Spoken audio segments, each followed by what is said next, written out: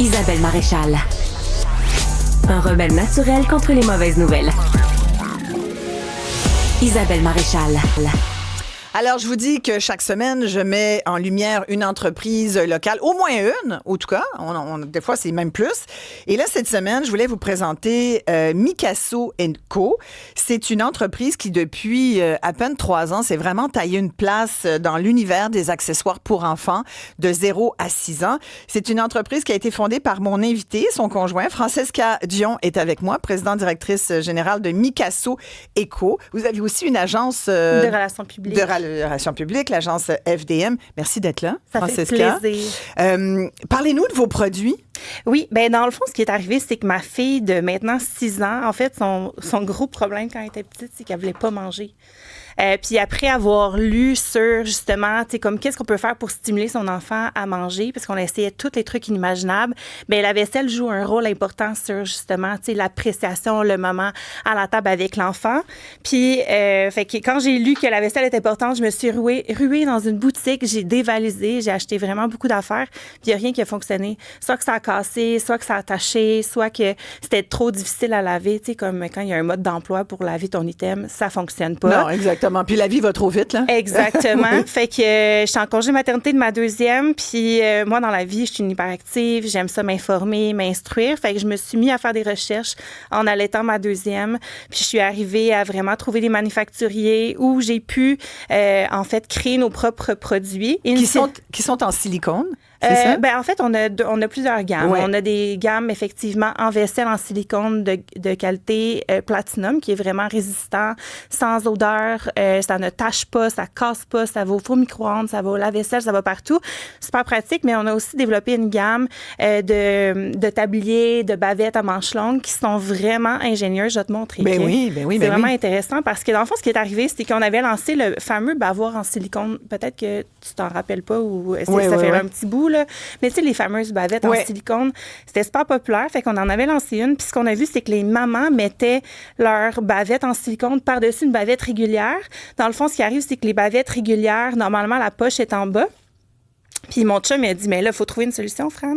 J'ai dit, ben oui, t'as raison. Fait qu'on est allé voir des couturiers d'abord au Québec pour voir qu'est-ce qui était possible. Puis on en est venu à cette solution, en fait, d'intégrer l'effet poche pélican en haut. Fait qu'on a vraiment ensuite voulu continuer ce créneau-là de repenser les produits qui allaient servir dans la vie quotidienne des parents. Améliorer l'utilisation, finalement, de tous ces produits-là. Puis c'est vraiment c'est très chic aussi. Ce sont le symbole de l'entreprise de Mikasso & Co. C'est une petite girafe. Ouais. Les petites girafes qui nous accompagnent dans nos premières années. Pourquoi la girafe? Je suis tellement contente que tu me poses cette question-là parce que ma mère est née sourde. Puis en tout cas, elle a eu des opérations quand elle était jeune. Puis la girafe l'a vraiment accompagnée quand elle était jeune. Puis ça a suivi notre histoire. Puis à un moment donné, j'ai acheté une girafe en bois là, que j'avais rentrée dans ma voiture. J'avais trouvé dans une boutique antiquité. Puis ensuite, quand j'ai accouché de ma plus vieille Livia, à l'hôpital, il y avait une grande girafe en toutou. Tu sais, quand tu rentres les petites boutiques cadeaux. Puis ma mère l'a acheté, évidemment. Elle était venue me voir. Puis elle est rentrée dans la chambre de salle d'accouchement avec le gros toutou. Et les infirmières, ça n'a pas été long, qui ont dit, Madame, sortez d'ici, là. C'était très grand, tu sais, les petites chambres d'hôpital.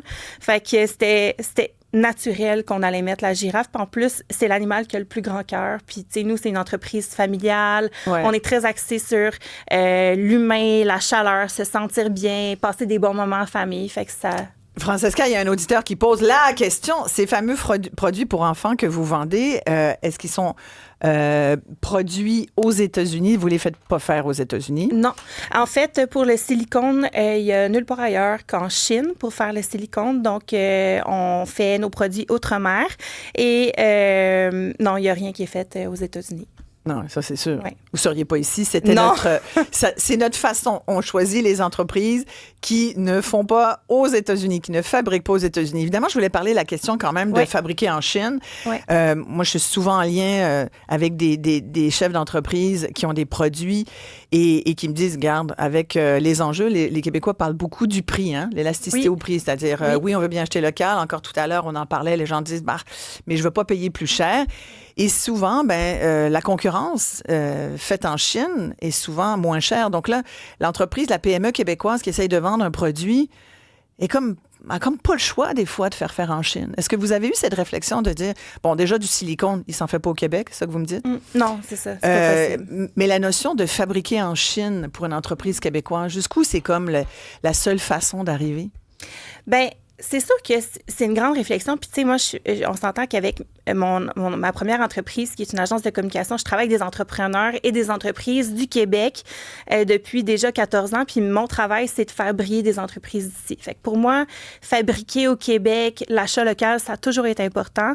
Par contre, dans les produits pour enfants, ça ne faisait pas de sens de trouver des manufactures. Bon, mettons qu'on oublie le silicone, là, mais ça faisait pas de sens qu'on fasse affaire avec le Québec pour nos produits parce que ça aurait été vendu trop cher. Oui, c'est ça. Mais la moyenne, du coup, là, comme par exemple, vous avez des petites cuillères d'éducation. Là, exact. C'est des cuillères d'apprentissage. D'apprentissage. Ça varie entre 15 $ et 44 $ nos prix.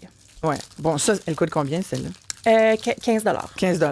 Bon, fait que ça fait 7,50 $ la cuillère, par exemple. Oui, exact. Mais elles sont vraiment mignonnes, je vais vous le dire. Là. Mais c'est surtout pratique. Tu sais, le trou, dans le fond, c'est pensé pour que ça attrape la nourriture. Fait que l'enfant, dès ses débuts, est capable de s'auto-alimenter. Tu sais, quand ils font les gestes brusques au début, ben là, avec cette cuillère-là, ils sont vraiment capables de porter leur nourriture à leur bouche. Puis moi, ma deuxième, c'est ça qu'elle avait. Puis ça a été une championne. Écoute, elle a pas de misère. Là. Elle, c'est une foodie. Elle aime manger. Puis je pense que d'avoir eu un bon équipement, qui l'a mis en confiance rapidement, qui l'a aidé, ça a contribué à faire de ma petite Nora une foodie. Et là, j'ai un mignon petit bol en silicone. Oui. On va pas le sortir parce qu'il est bien attaché contre le vol à l'étalage, j'imagine. C'est une fiction. C'est ça. Mais vous aussi, dans les couleurs, c'est très tendance. Là, c'est dans les crèmes, les beiges. On a beaucoup... Là, c'est sûr que dans la sélection... Là, ça, c'est du design québécois. Là. Oui, exactement. Dans le fond, tous les designs sont faits par notre agence, donc notre équipe de designers.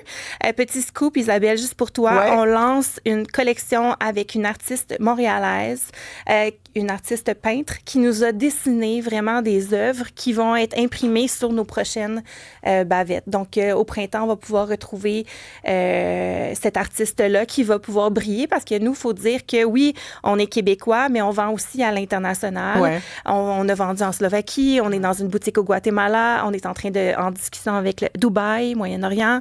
Fait que c'est sûr que de faire briller justement notre entreprise qui est québécoise, canadienne à l'international, c'est une belle fierté. Qui est l'artiste choisi? Lisa Jordan. Wow! Ouais. Et c'est quoi comme c'est comme abstrait, dessin? c'est vraiment abstrait, coloré. Puis on lui a demandé de faire une nouveauté, donc d'intégrer des petits dessins. Donc ça va être ultra mignon, mais en même temps, ça va être design, ça va être beau pour les parents. Oui. Donc les gens posent des questions, savoir c'est quoi déjà le nom? Mikasso Eco. Mikasso, une espèce de mélange de Mikasa, ma maison, j'imagine. Et... Pour eux, ça a été un brainstorm très rapide. Ma première entreprise porte mon nom. Fait que là, je voulais pas du tout avoir une entreprise qui était liée à mon nom. Puis en faisant le brainstorm d'à peu près 5 mots, il y avait maison, donc Casa. Ouais. Et il y avait aussi Picasso parce que moi, j'aime la créativité. Pour moi, dans la vie, c'est tellement important d'être créatif. Ça nous sort des problèmes. Quand il y a une épreuve, on est créatif, tout va bien. Bref. Fait que j'ai comme mixé Picasso et Mikasa. Donc, ça a fait Mikasso. Ben, c'est super. C'est un nom qui est quand même apprécié. Les gens sont comme « Oh, wow, c'est rafraîchissant, ça se dit bien. » Oui, tout à fait. Vous vouliez évidemment étendre votre marché aux États-Unis. Oui. Est-ce qu'avec ce qui se passe, Francesca Dion, vous repensez un peu votre stratégie d'affaires? Oui, c'est une très mauvaise nouvelle pour nous parce qu'on a travaillé depuis la dernière année. Dans le fond, on a commencé en mai dernier. On est allé à Las Vegas dans un show pour les entreprises du monde entier, dans le fond, pour le monde du bébé. Oui. Puis on avait vraiment des beaux potentiels de notre côté. Là, c'est sûr qu'avec tout ce qui se passe, c'est sur la glace. Mais en même temps, dans chaque épreuve, il y a une opportunité. Je pense que c'est ce qu'on peut retenir. Tu sais, tout juste avant, tu parlais de la pandémie. Maintenant, il y a ça qui se passe. Fait qu'on est en train de revoir notre Puis l'Europe, sans doute, est un marché pour vous oui, exact. intéressant. Exact. Puis juste le Canada. Oui, déjà. Exact. Ouais. Déjà, l'Ontario, le reste du pays. Là. Oui. C'est François Legault qui disait enfin, oui, il va falloir vraiment lever ces barrières tarifaires. On attend juste ça. Exact. Hein? Française Cadion, merci beaucoup. Merci, Bonne Isabelle. chance à Mikasso Eco. Vous pouvez aller sur le site Internet, voir les produits qui sont proposés. Je rappelle que ce sont des accessoires pour enfants de 0 à 6 ans. Alors, ça comprend évidemment de tout pour bien manger, pour s'alimenter. Il y a des petits bols, il y a des boîtes aussi. Des boîtes à lunch. Des boîtes à lunch. Il y a Un des apron petites couvertures. d'artiste Oui, aussi. un apron d'artiste, là. Oui. Un set de table d'artiste trop joli avec de la place pour mettre de la peinture. Exact. Vraiment, c'est une entreprise vraiment très créative. Bravo, merci beaucoup. Merci, Isabelle.